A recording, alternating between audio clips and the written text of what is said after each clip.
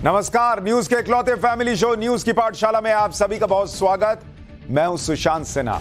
ये वो पाठशाला जहां सबकी क्लास लगती है। और सबसे पहले आपको बता दूं कि आज पाठशाला में क्या क्या है और कौन कौन सी क्लास लगने वाली। 12 घंटे से भी कम का वक्त बचा है। किसान आंदोलन में बड़ा बवाल होने वाला है क्या, आज इसके बारे में आपको बताऊंगा। वो वीडियोस जो बताएंगे दिल्ली पहुंचने के लिए किसान क्या क्या करने वाले हैं। किसान आंदोलन की वो तैयारी जिसे देख पुलिस के भी होश उड़ जाएंगे, आज वो आपको दिखाऊंगा। किसान आंदोलन पर आज कोर्ट ने क्या कहा जिससे बड़ा झटका लगा, उसका चैप्टर भी है। और हमारे नए शो देश का मूड मीटर में देश ने लाइव वोटिंग में किसान आंदोलन पर क्या वोट किया और उसमें 4 विनर कौन है, उनके नाम भी बताऊंगा। बंगाल में बवाल पर आज हाईकोर्ट में ममता सरकार की छीछा लेदर कैसे हो गई, इसका चैप्टर खोलूंगा। संदेश खाली में घबराई महिलाओं को छोड़ पुरुष कहां चले गए, ग्राउंड रिपोर्ट दिखाऊंगा। बंगाल का पूरा सच बताने वाली एक्सक्लूसिव ग्राउंड रिपोर्ट्स लेकर आया हूं। इसके अलावा राहुल यूपी में यात्रा निकालते रह गए, अखिलेश ने इंडी की हवा निकाल दी। यूपी में वो हो गया जो मोदी को 80 में से 80 सीटें जितवा देगा क्या। जम्मू कश्मीर के लिए पीएम मोदी का वो काम जो कोई ना कर सका। कश्मीर का मुसलमान मोदी के लिए वो बोल रहा, आप सुनेंगे तो चौंक जाएंगे। और आखिर में फैक्ट फैक्टर, 4 महीने के बच्चे ने वो किया जो बड़े बड़े ना कर पाए। लेकिन पाठशाला शुरू करने से पहले दिन भर की बड़ी खबरों का रिवीजन, उसके बाद पहला चैप्टर।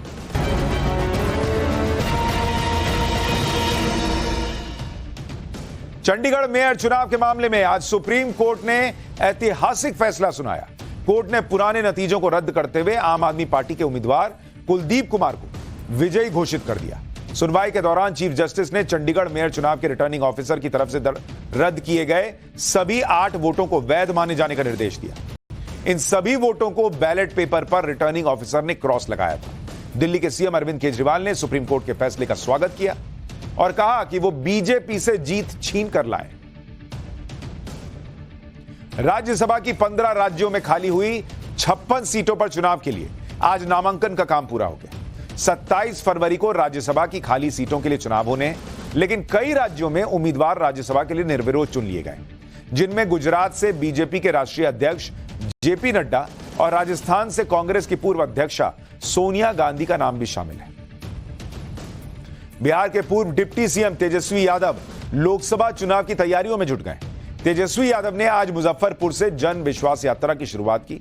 यात्रा पर रवाना होने से पहले तेजस्वी यादव ने गाय को चारा खिलाया, गाय की पूजा की और इसके बाद उन्होंने मंदिर पूजा भी की। यात्रा की शुरुआत से पहले तेजस्वी ने अपने पिता लालू यादव और मां राबड़ी देवी का आशीर्वाद भी लिया। महाराष्ट्र विधानसभा ने आज मराठा आरक्षण पर मुहर लगा दी है। विधानसभा के विशेष सत्र के दौरान मराठा आरक्षण को लेकर लाया गया बिल पारित हो गया। इस बिल में 10% मराठा आरक्षण की सिफारिश की गई है। इससे मराठा समुदाय को शिक्षा और सरकारी नौकरियों में रिजर्वेशन का फायदा मिलेगा। यह बिल अब विधान परिषद में पेश किया जाएगा। मुख्यमंत्री पुष्कर सिंह धामी की अगुवाई में आज उत्तराखंड सरकार अयोध्या में रामलला के दर्शन करने पहुंची। सीएम धामी और उत्तराखंड के सभी मंत्रियों ने रामलला के दर्शन किए। अयोध्या के महर्षि वाल्मीकि इंटरनेशनल एयरपोर्ट पहुंचने पर सीएम धामी और उनकी कैबिनेट का स्वागत हुआ। अयोध्या में श्रद्धालुओं की भीड़ कम होने के बाद देश के अलग अलग राज्यों की सरकार अपने कैबिनेट मंत्रियों के साथ अयोध्या में रामलला के दर्शन के लिए पहुंच रही है। तो यह हो गया दिन भर का रिवीजन। पाठशाला की पहली क्लास 12 घंटे से भी कम बचे हैं। किसान आंदोलन में क्या बड़ा बवाल होने वाला है, वो वीडियो जो बताएंगे कि दिल्ली पहुंचने के लिए किसान क्या क्या करने वाले हैं। किसान आंदोलन की वो तैयारी जिसे देख पुलिस के भी होश उड़ जाएंगे।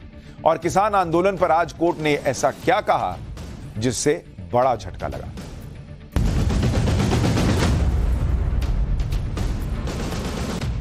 किसान आंदोलन के अगले 24 घंटे बहुत इंपॉर्टेंट होने वाले हैं, क्योंकि कल ही वो तारीख है जब किसानों ने दिल्ली कूच का ऐलान कर दिया है।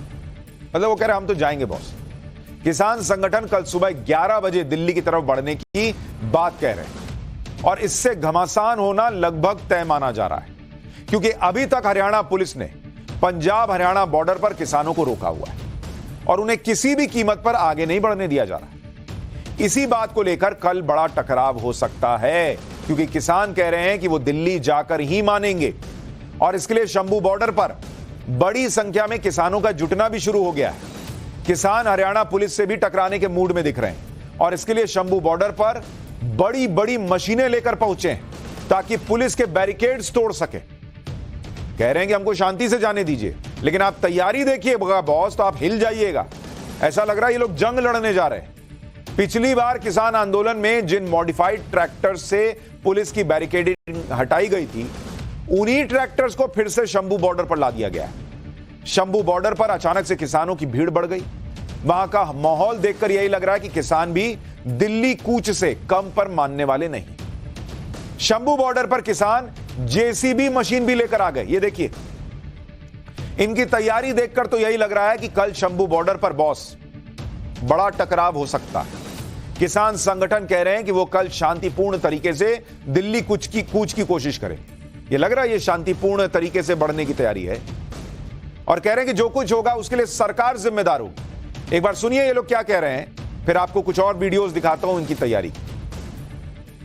हम तो दिल्ली को जाएंगे 21 को। हमारा जाना अनक का सवाल नहीं है, हमारा आगे बढ़ना मतलब दिल्ली जाना अनक का सवाल नहीं, जब बैरिकेड तोड़ना अनक का सवाल नहीं।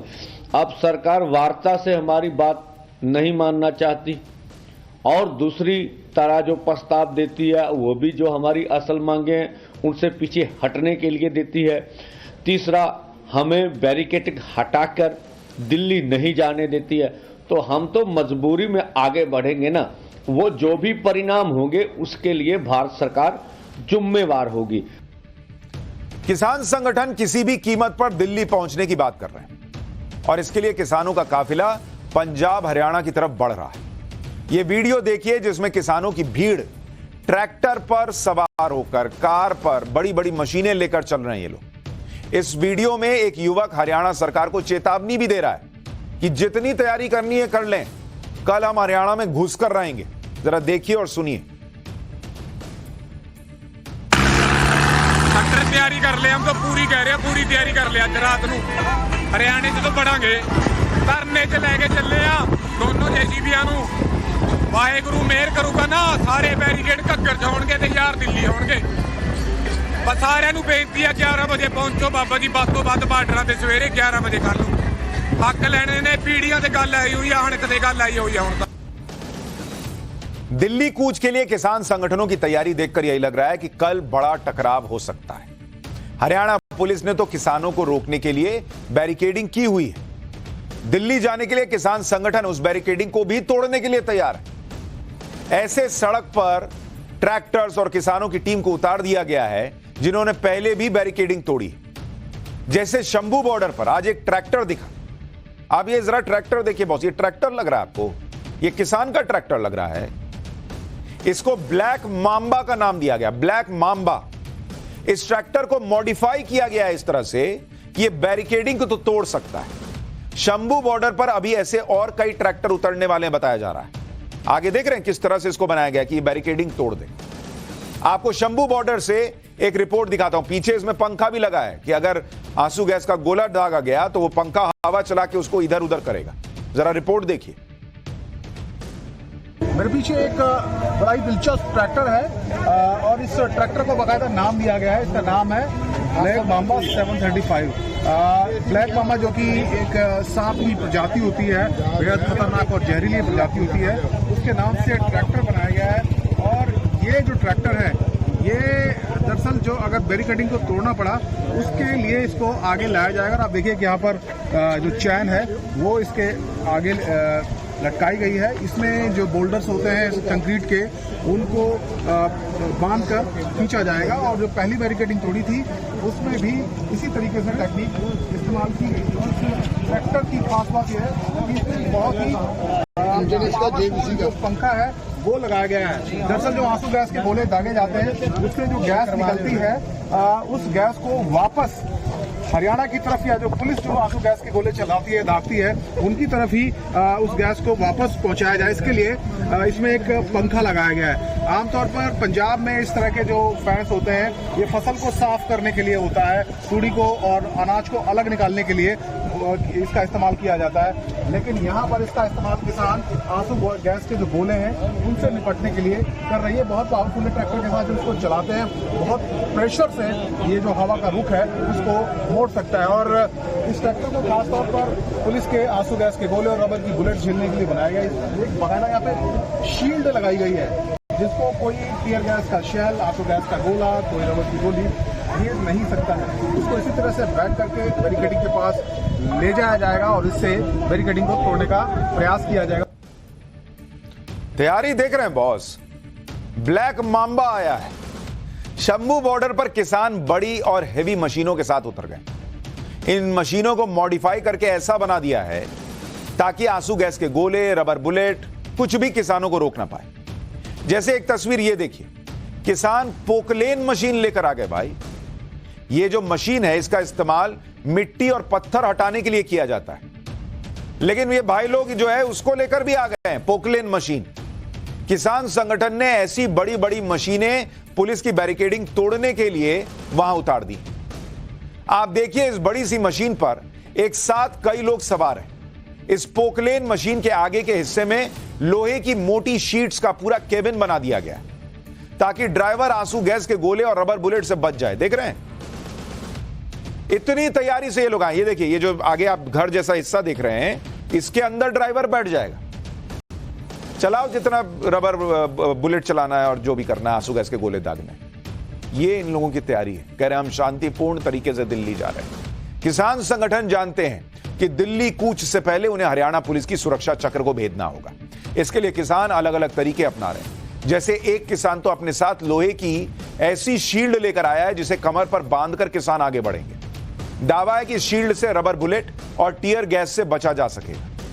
इस शील्ड के साथ एक दूरबीन भी लगाया हुआ है इन लोगों ने, ताकि प्रदर्शनकारी पहले ही ये देख लें कि उनकी तरफ आंसू गैस के गोले आ रहे हैं। देखिए ऊपर देख रहे हैं, ऊपर दूरबीन और नीचे जो है इन्होंने शील्ड लगाई हुई है, तो उसके पीछे छुप के और यहां से दूरबीन से देख लेंगे, अच्छा गोला फेंक रहे हो। ये हाल है।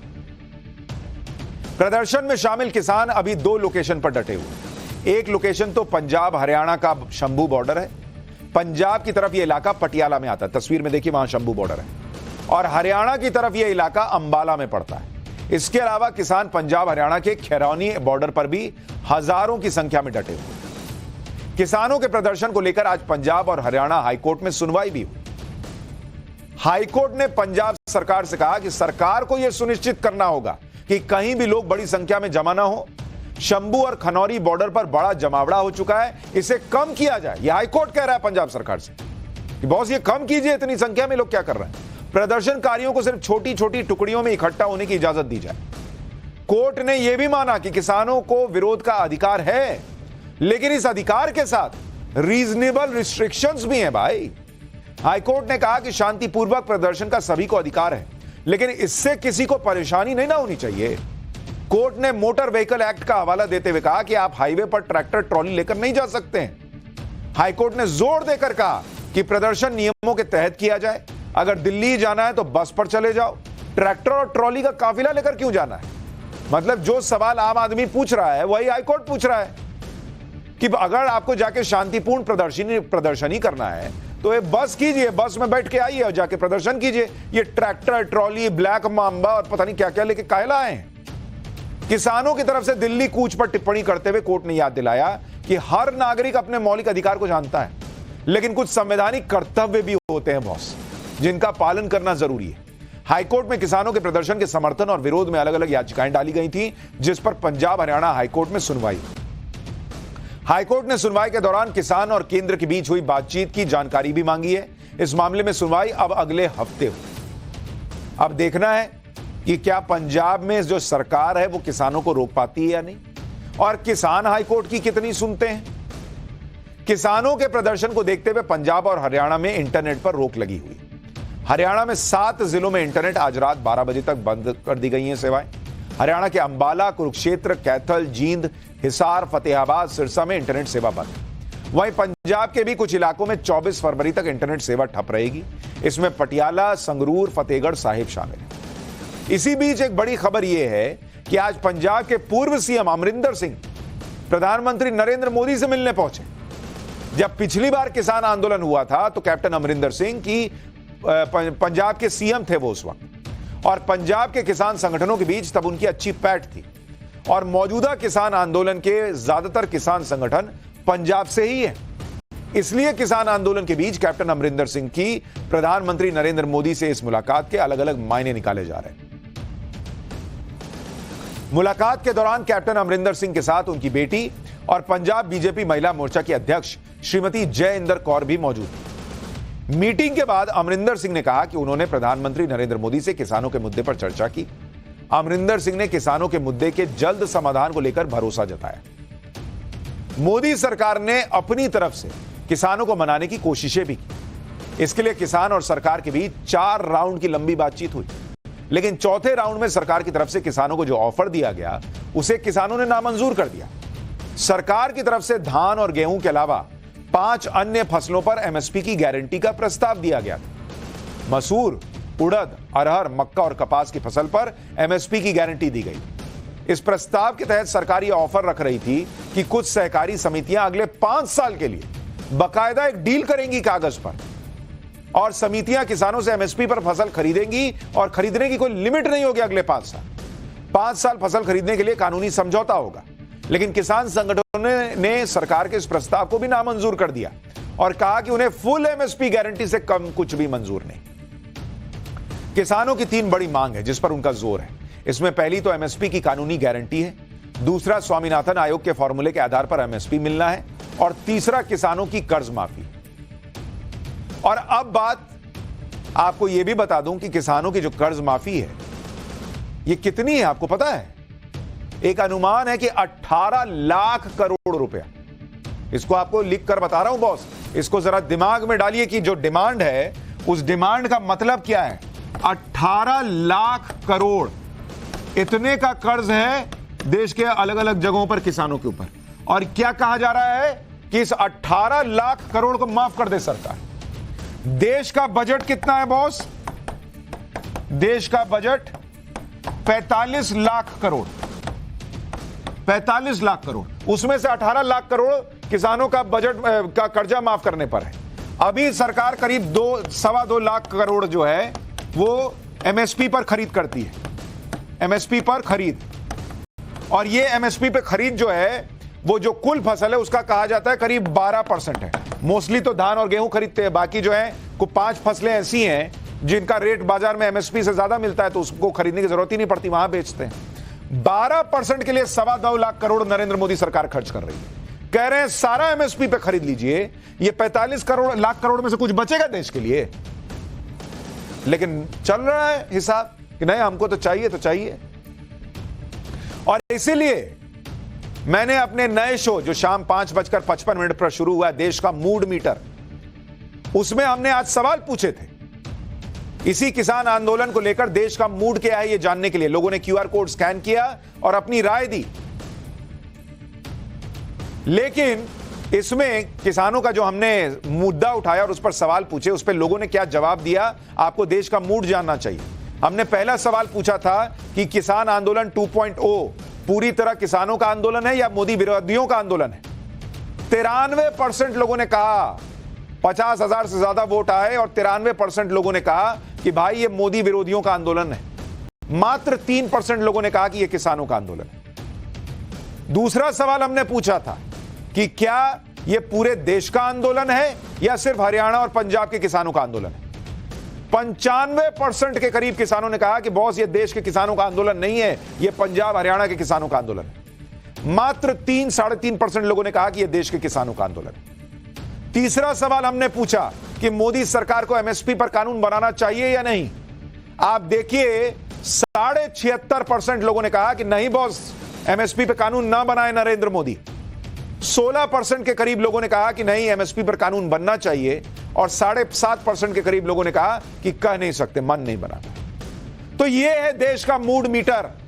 पहली बार खबर, और उस खबर पर लाइव वोटिंग होती है और लोग अपनी राय बताते हैं। और 76% लोग कह रहे हैं कि एमएसपी पे कानून नहीं बनना चाहिए, लेकिन कह रहे हैं कि नहीं, पूरे देश का आंदोलन। और आगे बढ़ने से पहले देश का मूड मीटर के जो लकी वोटर हैं, जो लकी विनर हैं, उनके नाम आपको बता देता हूं। 2 के नाम हमने आपको शाम में ही बताए थे, रोहित पंजाब से और रोशनी सिवनी राजस्थान से। 2 और विनर जिनके नाम हमने आपसे वादा किया था कि हम पाठशाला में बताएंगे, उनके नाम भी बता देता हूं। सीमा साहू मध्य प्रदेश से विजेता हैं और चीनू पटेल। जागरूक वोटर्स के इन चारों लोगों को हम इनाम देंगे और आपके घर तक इनाम पहुंच जाएगा। तो बहुत बहुत बधाई। देश का मूड मीटर शाम 5:55 पर जरूर देखिए और देश में बड़ी खबरों पर क्या राय है आपकी, जरूर बताइए। पाठशाला में अब अगली क्लास और बात बंगाल की। बंगाल में बवाल पर आज हाईकोर्ट में ममता सरकार की कैसे छीछालेदर हो गई। संदेश खाली में घबराई महिलाओं को छोड़ पुरुष कहां चले गए हैं, बंगाल का पूरा सच बताने वाली एक्सक्लूसिव ग्राउंड रिपोर्ट।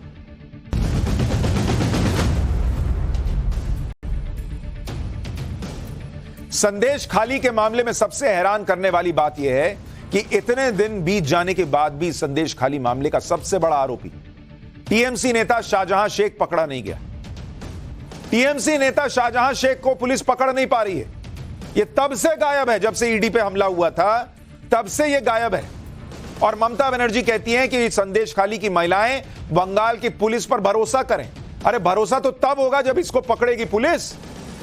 ये ऐसा इसको आसमान खा गया, जमीन निगल गई, क्या हुआ है बॉस, कहां चला गया कि मिल नहीं रहा है। शाहजहां शेख और उसके लोगों पर संदेश खाली की महिलाओं का उत्पीड़न करने जैसे आरोप लगे। उन्हें टीएमसी के ऑफिस में रात को बुलाने और यौन उत्पीड़न करने जैसे गंभीर आरोप हैं। लेकिन शाहजहां शेख इतने गंभीर आरोपों के बाद भी अरेस्ट नहीं हुआ। शाहजहां शेख आज भी ममता बनर्जी की पुलिस की पकड़ से बाहर है और लोग कह रहे हैं कि नहीं, बंगाल की पुलिस पर भरोसा होना चाहिए इन महिलाओं को। कैसे करेंगी भरोसा भाई। आज इसी बात पर कलकत्ता हाईकोर्ट के चीफ जस्टिस की बेंच ने संदेश खाली के मामले में कहा कि शुरुआती जांच में जो जानकारी मिली है उससे साफ है कि शाहजहां शेख ने लोगों को नुकसान पहुंचाया। हैरानी की बात है कि समस्या की जड़ में मौजूद एक आदमी को अब तक गिरफ्तार नहीं किया गया। आरोप लगने के बाद से शाहजहां शेख पुलिस की पहुंच से बाहर है, जबकि उसके खिलाफ एक भी आरोप सही है तो जांच होनी चाहिए। कोर्ट ने आगे कहा कि एक आदमी की वजह से यह पूरा मामला हो रहा है, सरकार उसका समर्थन नहीं कर सकती है। कोर्ट ने यह भी कहा कि इलाके की महिलाओं ने शाहजहां शेख पर कई गंभीर आरोप लगाए। यही नहीं, कोर्ट ने यह भी जोड़ा कि हम मामले का संज्ञान लेते हुए शाहजहां शेख से सरेंडर करने के लिए कहते हैं।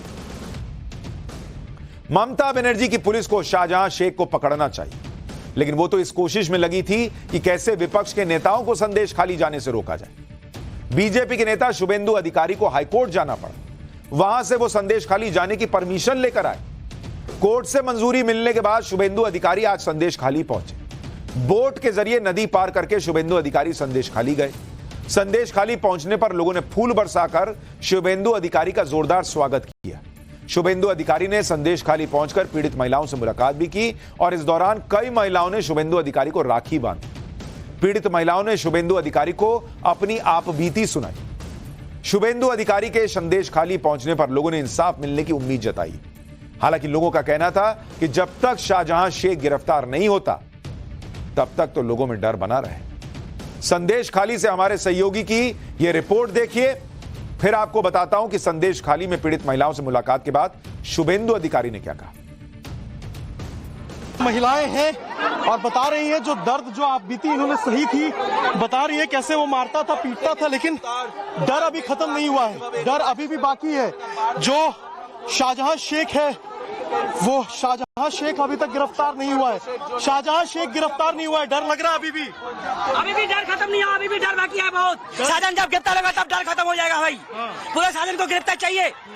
शिबू हजरा हो गया गिरफ्तार, उत्तम भाई हो गया गिरफ्तार, अभी शाहजहां को गिरफ्तार करना पड़ेगा, उसके बाद सब डर खत्म संदेश खाली में। ये देखिए ये लोगों का देखिए उत्साह है। और पीछे देखिए, पीछे आपको शुभेंदु अधिकारी नजर आएंगे पीछे, और देखिए किस तरीके से, और ये देखिए पीछे जो लोगों का उत्साह है, जो लोगों का जोश है, वो यहाँ देखने में बन रहा है।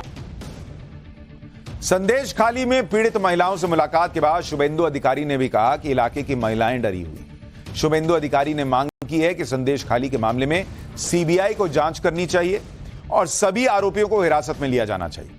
एक बार सुनिए संदेश खाली में पीड़ित महिलाओं से मुलाकात के बाद शुभेंदु अधिकारी ने क्या कहा। ये माता जी का संघर्ष ये जीतेगी। आज कलकत्ता हाईकोर्ट का चीफ जस्टिस का बेंच इस मामला में, इस एफआईआर में सीबीआई ईडी को टैग कर दिया। आप सीबीआई को सेंट्रल फोर्स लेकर बीएसएफ का सहारा लेते हुए पूरा एरिया को छानबीन कर देना चाहिए और पूरा एरिया में जितना शाहजहां और जितना गुंडा है तुरंत हिरासत में लेना चाहिए।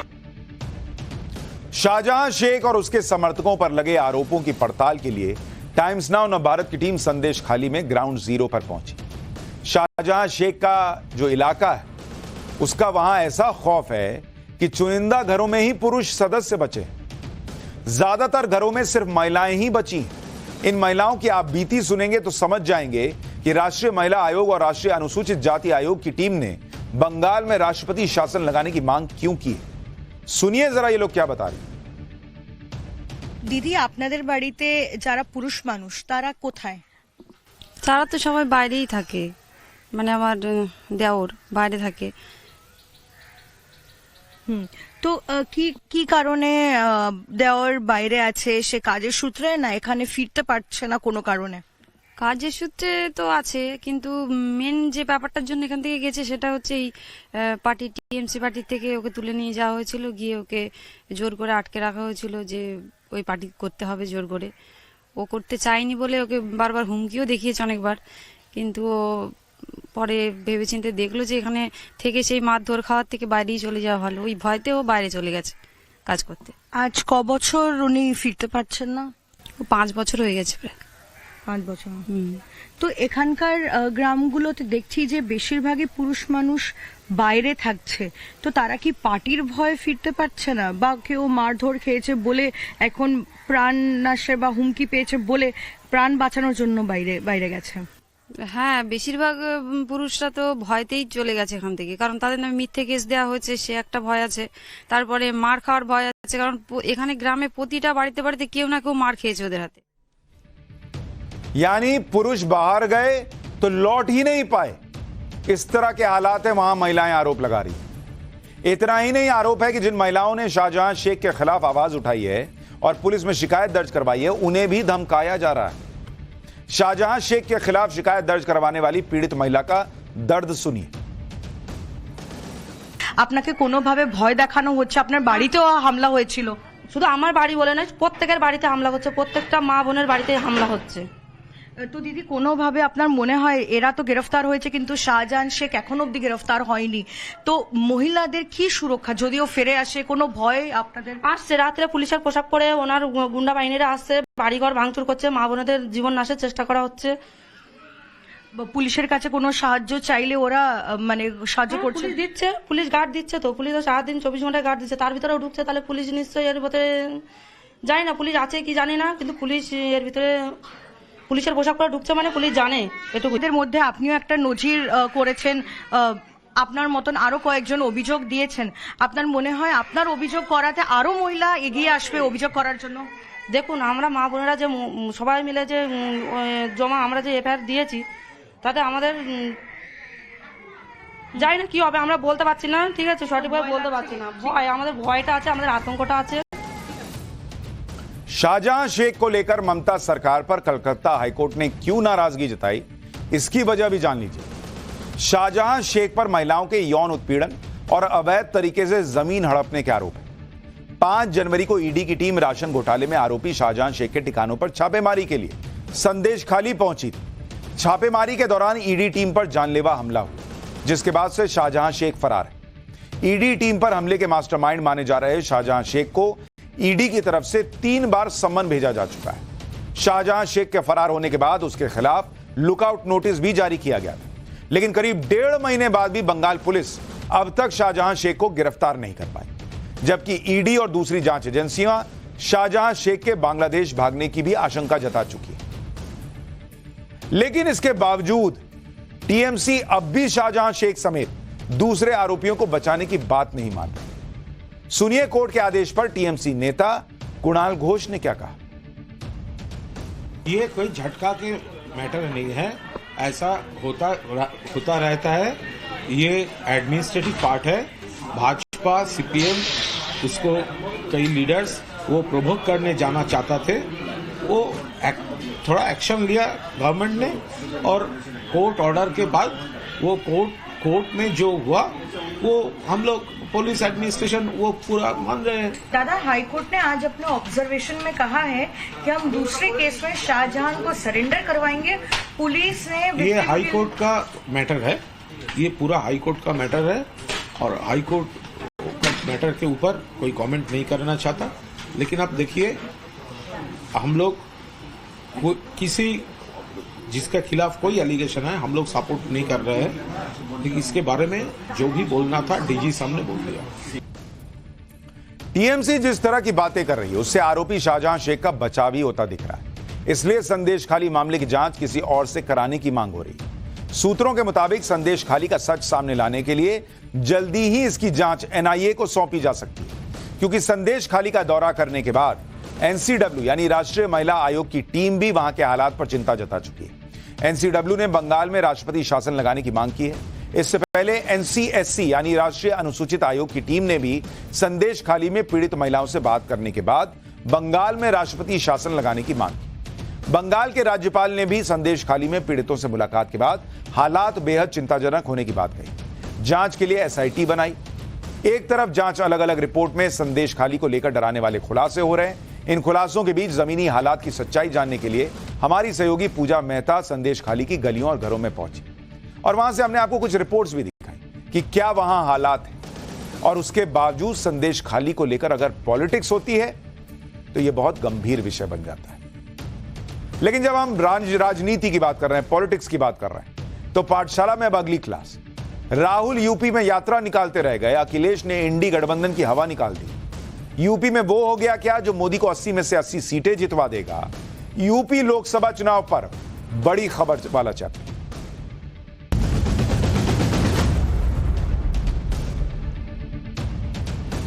यूपी की पॉलिटिक्स में भयंकर हलचल हो रही है। एक तरफ राहुल गांधी की न्याय यात्रा यूपी में और दूसरी तरफ यूपी का इंडी गठबंधन भी एक तरह से टूट गया, क्योंकि आरएलडी पहले ही इंडी गठबंधन से वहां अलग हो चुकी और अखिलेश कांग्रेस में सीटों की जो बातचीत हो रही थी उसका भी कोई नतीजा नहीं निकला।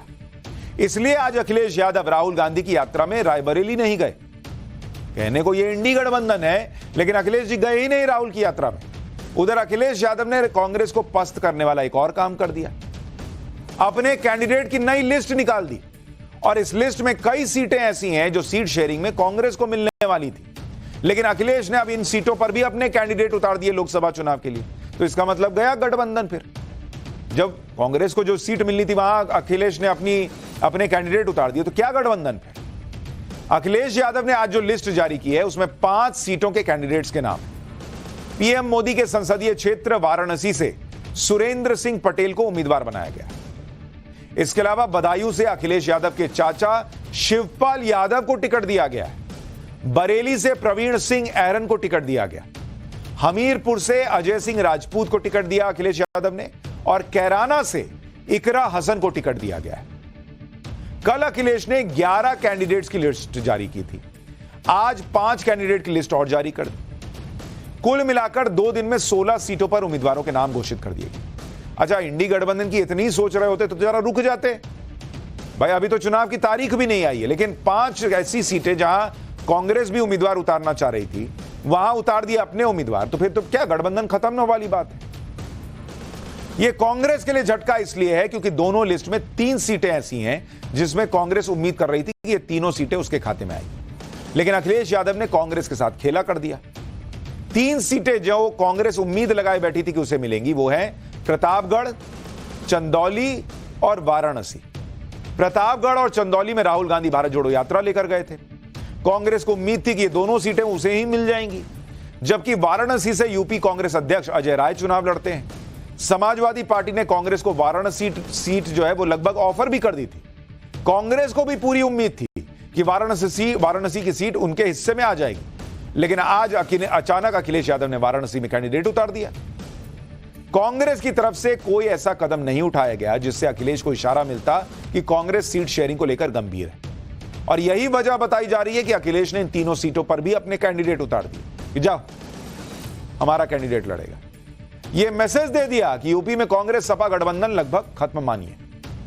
अखिलेश ने कांग्रेस के साथ ऐसा क्यों किया, इसे आपको थोड़ा विस्तार से समझाता हूं। असल में उत्तर प्रदेश में समाजवादी पार्टी और कांग्रेस के बीच सीटों के समझौते को लेकर काफी समय से यह पेच फंसा हुआ है। पर राहुल गांधी ना अपनी यात्रा निकाल रहे हैं, उसका क्या होगा नहीं होगा किसी को पता नहीं। अखिलेश यादव को तो यूपी पे फोकस करना है, वो क्यों वेट करें। अखिलेश यादव खुश नहीं थे जो देरी हो रही थी, तो अखिलेश ने पहले 11 सीटें कांग्रेस को ऑफर की। इससे कांग्रेस खुश नहीं थी, कह रही थी कि नहीं, एक तरफा ऐलान कर दिए। लेकिन जब अखिलेश का आरएलडी से गठबंधन टूटा तो अखिलेश ने कांग्रेस को 17 सीट दे दी, क्योंकि भाई उधर जयंत चौधरी वाली सीटें बच गई, तो उन्होंने कहा कि ये भी ले लो। लेकिन कांग्रेस इससे भी खुश नहीं हुई। कहा जा रहा है कि कांग्रेस 17 नहीं, कम से कम 20 सीट मांग रही है। इसमें कुछ सीटें ऐसी हैं जो समाजवादी पार्टी की मजबूत सीटें, और कांग्रेस कह रही है हमको दे दीजिए। कांग्रेस डिमांड भी ऐसे कर रही है जो समाजवादी पार्टी के हिसाब से कहीं भी लॉजिकल नहीं था। जैसे कहा जा रहा है कि कांग्रेस पश्चिमी उत्तर प्रदेश की मुरादाबाद की सीट मांग रही है, जो मुरादाबाद सीट 2019 की मोदी लहर में भी समाजवादी पार्टी की जीती हुई सीट है, और यहां समाजवादी पार्टी करीब 1 लाख वोट से जीती। कांग्रेस का ये कहा जा रहा है कि हमको दे दीजिए। इसके अलावा कांग्रेस पूर्वांचल की बलिया की सीट मांग रही है, कहा जा रहा है, जहां पर 2019 में कांग्रेस ने चुनाव तक नहीं लड़ा था, और 2022 के विधानसभा चुनाव में बलिया की 5 में से 4 सीट समाजवादी गठबंधन ने जीती थी। तीसरी सीट है पश्चिमी यूपी की बिजनौर, जहां से कांग्रेस मल्लिकार्जुन खड़गे को चुनाव लड़वाना चाहती है। लेकिन इस सीट की 5 में से 3 विधानसभा सीट 2022 में समाजवादी पार्टी ने जीती थी। तो आप तो मांग लीजिएगा, लेकिन अखिलेश यादव कह रहे हम कैसे थे बॉस, कुछ दिखाओगे अपना रिपोर्ट कार्ड। सब में फेल फेल फेल, और उसके बाद कह रहे हैं कि नहीं, हम ही को मैथ्स का टीचर बना दीजिए, हम ही को इंग्लिश का टीचर बना दीजिए। इधर समाजवादी पार्टी लिस्ट पर लिस्ट जारी कर रही है, दूसरी तरफ राहुल गांधी हैं जो अपने विवादित बयानों से कांग्रेस के लिए मुश्किलें पैदा कर रहे हैं। राहुल की भारत जोड़ो न्याय यात्रा इस समय उत्तर प्रदेश में ही है, और आज रायबरेली में यात्रा निकली। इस दौरान राहुल गांधी ऐसे ऐसे बयान दे रहे हैं कि लोग हैरान हैं बॉस। राहुल गांधी ने वाराणसी के बारे में कहा कि वहां युवा रात में शराब पीकर नाच रहे हैं। वहीं भाषण के दौरान राहुल ने एक पत्रकार से उसके मालिक का नाम पूछ लिया, जिसके बाद कांग्रेस समर्थकों ने उस पत्रकार की पिटाई तक शुरू कर दी। बाद में राहुल गांधी रोके। सुनिए राहुल गांधी क्या ही कर रहे हैं उत्तर प्रदेश में। वाराणसी में देखा मैंने, रात को बाजा बज रहा है, ठहर जा, बाजा बज रहा है, वहां पे शराब पिए सड़क पे लेटते हुए बाजा बज रहा है। यूपी का भविष्य रात को शराब पिए नाच रहा है, डांस कर रहा है नशे में। मीडिया के आप, नाम क्या आपका? हाँ, आप शिव प्रसाद जी हैं। आपके मालिक का क्या नाम है? आपके मालिक का क्या नाम है? क्या नाम है? नाम बताओ, नाम बताओ। ओए मारो मत यार, मारो मत उसको, मारना नहीं है, मारना नहीं है। नाम बताओ उसका। वो ओबीसी है? नहीं। वो दलित है? नहीं। वो आदिवासी है? नहीं। अरबपति है वो। आपने कभी भैया उसको मारो मत बेचारे को। भैया आप आ जाओ यहां, आ जाओ। डरना नहीं है, इसको बुलाओ। आ जाओ, मारना नहीं है इसको। आओ इधर आओ भाई। पत्रकार का मालिक ओबीसी है या नहीं है, इससे क्या लेना देना है राहुल गांधी का, मुझे बताइए। ये खुद ओबीसी हैं क्या, जो पत्रकार का मालिक ओबीसी होना चाहिए ये पूछ रहे हैं? इनके आसपास जो लोग हैं उसमें से कितने ओबीसी हैं जरा बताएंगे। और इतना हड़का के आप पूछिएगा ये नाम बताओ, नाम बताओ, नाम बताओ, तो सपोर्टर क्या करेगा? वो सोच रहा है कि अच्छा मारने सब खुश होंगे, तो मारने लग गया। बाद में कह रहे हैं मत मारो, मत मारो। क्या कर रहे हैं बॉस आप? अब अगर समाजवादी पार्टी और कांग्रेस का गठबंधन नहीं हुआ, जिसके पूरे आसार हैं अब, उस स्थिति में सवाल यह है कि क्या अखिलेश रायबरेली और अमेठी से भी कैंडिडेट उतार देंगे क्या? क्योंकि रायबरेली और अमेठी में हमेशा समाजवादी पार्टी गांधी परिवार का सपोर्ट करती है। लेकिन हो सकता है कि अखिलेश इस बार रायबरेली और अमेठी से भी कैंडिडेट उतार दे, क्योंकि वो कह चुके हैं कि रायबरेली अमेठी कांग्रेस का मजबूत गढ़ नहीं है। रायबरेली से सोनिया गांधी ने लड़ने से मना कर दिया है। तो ये पार्टी की उनकी अपना फैसला है, हमारी पार्टी का अपना फैसला होगा। कांग्रेस का एक मजबूत गढ़ माना जाता है रायबरेली और अमेठी, लेकिन अब नहीं, मजबूत गढ़ तो नहीं है। ये सही है कि वो उनकी ट्रेडिशनल सीट है और कांग्रेस की सीट ही मानी जाती है। समाजवादी पार्टी ने हमेशा उस सीट पर कांग्रेस का ही सहयोग किया है। अब ये सुनकर भी लग रहा है कि कहीं वहां भी ना उतार दें ये कैंडिडेट। कांग्रेस के साथ तो अखिलेश ने खेल कर दिया, लेकिन अखिलेश के परिवार में भी खेल हो रहा है, क्योंकि बदायूं सीट पर अखिलेश ने चचेरे भाई धर्मेंद्र यादव का टिकट बदलकर बदायूं सीट पर चाचा शिवपाल को टिकट दे दिया। धर्मेंद्र यादव के बारे में कहा जा रहा है कि उन्हें आजमगढ़ से टिकट मिलेगा। आजमगढ़ से अखिलेश और मुलायम दोनों नेता सांसद रह चुके हैं। 2022 के उपचुनाव में धर्मेंद्र यादव आजमगढ़ से लड़े थे, लेकिन उपचुनाव में भोजपुरी एक्टर दिनेश लाल यादव निरहुआ से चुनाव हार गए थे। अखिलेश की पत्नी डिंपल यादव को मैनपुरी से टिकट मिला हुआ है, जो मुलायम सिंह यादव की संसदीय सीट रही है। रामगोपाल यादव के बेटे अक्षय यादव को फिरोजाबाद से टिकट दिया गया है, जो 2019 में शिवपाल की वजह से हार गए थे। इस बार अखिलेश यादव शिवपाल यादव को बहुत भाव दे रहे हैं। इसकी एक वजह तो यह भी है कि शिवपाल यादव राजनीति के माहिर खिलाड़ी, वो घोसी उपचुनाव की रणनीति में अपना दम दिखा चुके हैं। अखिलेश यादव भी ये समझ चुके हैं कि उनके चाचा क्या कर सकते हैं। दूसरी बात यह भी है कि शिवपाल यादव को लेकर अक्सर अखिलेश यादव को घेरा जाता रहा है। खुद यूपी के मुख्यमंत्री योगी आदित्यनाथ ने विधानसभा में कहा था कि शिवपाल यादव के साथ बहुत अन्याय होता है। नहीं बोले हैं कि चचू के साथ क्या होता है। देखिए, एक बार आपको याद दिलाता हूं, योगी आदित्यनाथ का पुराना बयान सुनिए। राम की मर्यादा, परिवार की मर्यादा, क्या परिवार की मर्यादा है? यहां तो पीडीए, हमारे डिप्टी सीएम ने कहा, पीडीए का मतलब है परिवार डेवलपमेंट अथॉरिटी। ब्रजेश जी ने अभी अपने उसमें कहा, उनके पीडीए में और लोग हैं लेकिन चच्चू नहीं है। वो बेचारे हमेशा ठगे जाते हैं ऐसे। कब तक ये न्याय होगा पता नहीं। महाभारत को एक बार पढ़िए, महाभारत। हाँ, एकदम। आखिर परिवार के 3 सदस्यों के नाम थे, चच्चू के नाम क्यों नहीं था?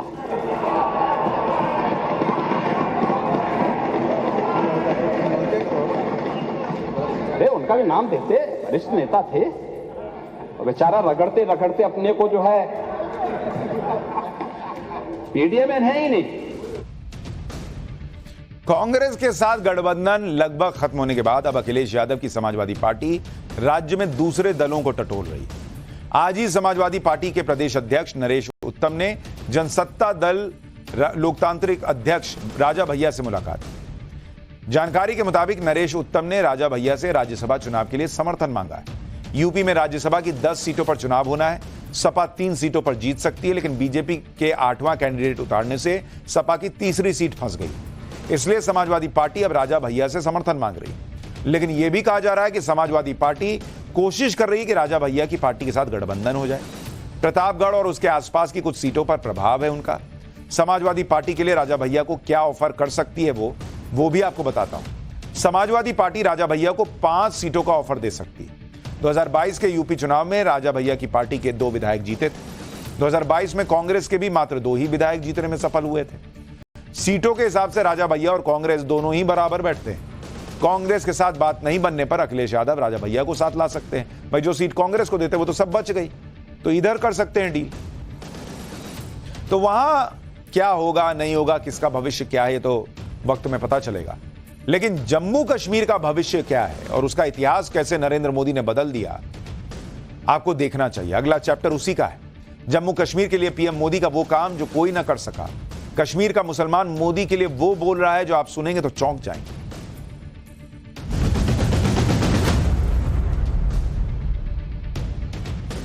राजनीति में दावे तो सारे नेता करते हैं, लेकिन उन दावों को हकीकत में बहुत कम नेता बदल पाते हैं।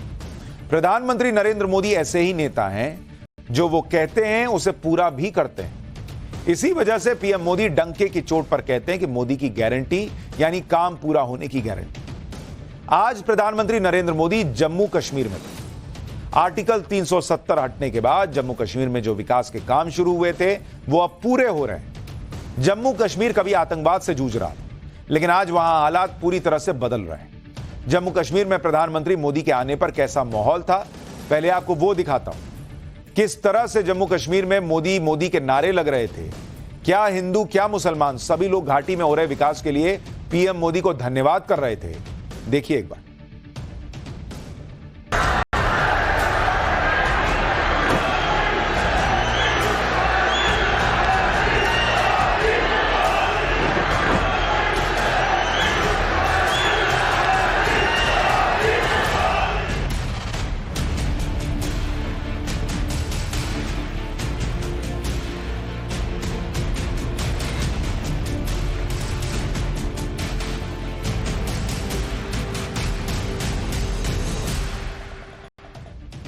प्रधानमंत्री मोदी ने जम्मू कश्मीर में कई डेवलपमेंटल प्रोजेक्ट की शुरुआत की और कई प्रोजेक्ट का उद्घाटन भी किया, जिसमें बनिहाल से संगलदान तक ट्रेन सेवा शुरू हुए शामिल है। बनिहाल से संगलदान तक ट्रेन सेवा का शुभारंभ पीएम मोदी ने किया। यह जम्मू कश्मीर की पहली इलेक्ट्रिक ट्रेन है। आप सोचिए, आजादी के 75 साल बाद जम्मू कश्मीर में पहली इलेक्ट्रिक ट्रेन पहुंच रही है। संगलदान पहाड़ी और पिछड़ा हुआ इलाका है, जहां रेलवे सुविधा शुरू होना वहां के लोगों के लिए बहुत बड़ी बात है, क्योंकि पहले संगलदान को लोग, खासकर युवाओं को कश्मीर जाने के लिए बड़ी मशक्कत करनी पड़ती थी। कई लड़के लड़कियों की पढ़ाई इसी वजह से छूट जाती थी। लेकिन अब पीएम मोदी ने यहां ट्रेन सेवा का शुभारंभ कर दिया, जिसकी वजह से संगलदान के लोग बहुत खुश हैं। सुनिए ट्रेन सेवा शुरू होने के बाद जम्मू कश्मीर की बेटियां पीएम मोदी के लिए क्या कह रही हैं। ट्रेन ही थी, संगलदान में ट्रेन आ गई, बहुत अच्छा लगा हमें। क्या नाम है आपका, किस क्लास में है? इकरा भट्ट, 12th क्लास। बहुत अच्छा लगा, ट्रेन यहाँ पे आई, यहाँ पे ट्रेन ही थी तो ट्रेन आ गई यहाँ पे, हमें बहुत अच्छा लगा। बहुत मतलब यहाँ पे अच्छा बना संगलदान, पहले तो यहाँ का नाम नहीं था, अब यहाँ का नाम भी है। प्रधानमंत्री नरेंद्र मोदी के कामों से आप लोग किस तरह से उनके काम को देख रही हैं? बोलो। वो बहुत अच्छा काम कर रहे हैं सबके लिए, खासकर लड़कियों के लिए बहुत सारी स्कीमें लेकर आए और बहुत अच्छा किया। सब लड़कियों को बहुत रिस्पेक्ट मिली, मदद मिली। अच्छा आप बताओ। हमारे लिए बहुत खुशी की बात है कि यहाँ पर ट्रेन आई और यहाँ के लोगों के लिए अब आसानी होगी कश्मीर जाने के लिए। नहीं तो बारिश में नहीं तो वो रोड बंद होते थे, तो अब वैसी बात नहीं होगी। अब तो हम ट्रेन में जा सकते हैं, बारिश में भी हम जा सकते हैं। और हम मोदी जी के लिए बहुत थैंक यू, उनने हमारे लिए बहुत कुछ सोचा और उनके लिए उनका शुक्रिया कि उनने हमारे बारे में बहुत कुछ सोचा। बहुत अच्छा लग रहा है हमें। हम अपने नरेंद्र मोदी जी का बहुत शुक्रिया अदा करते हैं और मुबारकबाद देते हैं उनको, जिन्होंने हमारे इस पहाड़ी इलाके में इतना डेवलप किया कि हम आज खुशी के मारे कुछ बोल भी नहीं सकते हैं। पहले तो यहाँ पे सबसे पहला जो मुद्दा है वो यही था यूथ का, कि अनएम्प्लॉयमेंट बहुत ज्यादा थी, लोगों को बहुत प्रॉब्लम, और यहाँ पे तो बहुत ज्यादा गुर्बत थी क्योंकि ये रूरल एरियाज थे तो बहुत बैकवर्ड था ये। तो यहाँ पे सिर्फ स्कूल जा सकते थे बच्चे, तो उसके अलावा वो कहीं पे भी नहीं जा, और वो अपनी पढ़ाई छोड़ देते थे। 12th के बाद वो बिल्कुल घर पे बैठ, क्योंकि उनके जो घर वाले थे वो एफर्ट नहीं कर सकते थे इतना ज्यादा कि हम अपने बच्चों को बाहर छोड़ें। तो अब मुझे लगता है कि वो अपने बच्चों को आगे पढ़ा सकते हैं, कि यही होगा कि जो गरीब का बच्चा है वो आगे जाके गरीब ना बने, वो मजदूरी ना करे, वो अच्छा एक वेल एजुकेटेड बने। देख रहे हैं आप, एक जमाना था कि कश्मीर के बच्चों की पहचान ये बन गई थी कि ये तो पत्थर उठाकर सेना पर पत्थर फेंकते। आज कश्मीर के बच्चे जो हैं वो खुद कह रहे हैं कि ट्रेन आ गई है, अब तो पढ़ने जाने में भी सुविधा हो। पीएम मोदी ने जिस रूट पर ट्रेन सेवा का उद्घाटन किया है उसके बारे में आपको बताता हूं। Banihal Sangaldan rail route Udhampur Srinagar Baramulla rail link project का हिस्सा है। USBRL प्रोजेक्ट कुल 272 किलोमीटर लंबा है। इसमें से 161 किलोमीटर रेल रूट पर ट्रेन पहले से चल रही है। बनिहाल संगलदान रूट 48 किलोमीटर लंबा, यानी अब बारामूला से संगलदान तक ट्रेन सेवा शुरू हो गई। पहले बारामूला से बनिहाल तक ही रेल सेवा थी। बनिहाल संगलदान रेल रूट करीब 15,000 करोड़ की लागत से बना है। इस रूट पर 16 पुल बनाने पड़े। बनिहाल संगलदान रूट का 90% हिस्सा सुरंगों से होकर गुजरता है। पूरे रूट पर कुल 11 सुरंगें। देश की सबसे लंबी सुरंग T50 भी इसी रूट पर है। T50 सुरंग की लंबाई 12 किलोमीटर से भी ज्यादा है, 12.77 kilometre. Banihal Sangaldan rail route शुरू होने से कश्मीर तक जाने के लिए बसों के धक्के भी अब नहीं खाने पड़े। जम्मू कश्मीर में यह जो सारा बदलाव आया है उसकी सबसे बड़ी वजह है आर्टिकल 370 का हटना। यह बात खुद प्रधानमंत्री मोदी ने कही। पीएम मोदी ने कहा कि जम्मू कश्मीर के विकास में जो सबसे बड़ी दीवार थी वो आर्टिकल 370 थी, जिसे बीजेपी सरकार ने हटा दिया। इसी दौरान पीएम मोदी ने आर्टिकल 370 पर बनी एक फिल्म का भी जिक्र किया। पीएम मोदी ने कहा कि फिल्म के जरिए जम्मू कश्मीर को सच्चाई जानने का मौका मिलेगा। सुनिए एक बार। प्रदेश के विकास में सबसे बड़ी दीवार आर्टिकल 370 की थी, आर्टिकल 370 की थी। इस दीवार को भाजपा की सरकार ने हटा दिया है।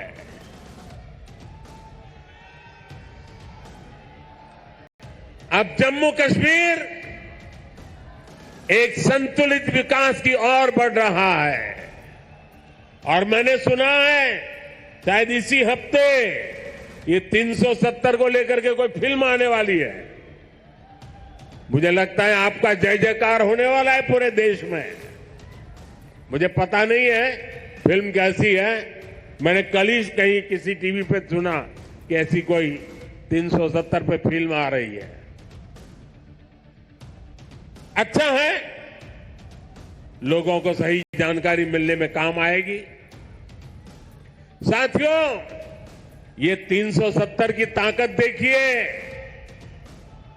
370 जाने के कारण आज मैंने हिम्मत के साथ देशवासियों को कहा है कि अगले चुनाव में भाजपा को 370 दीजिए और एनडीए को 400 पार कर दीजिए। यानी नरेंद्र मोदी कह रहे हैं 370 हटा तो जम्मू कश्मीर में विकास पर जो ब्रेक लगा था वो ब्रेक भी हट गया। लेकिन अब हमारे लिए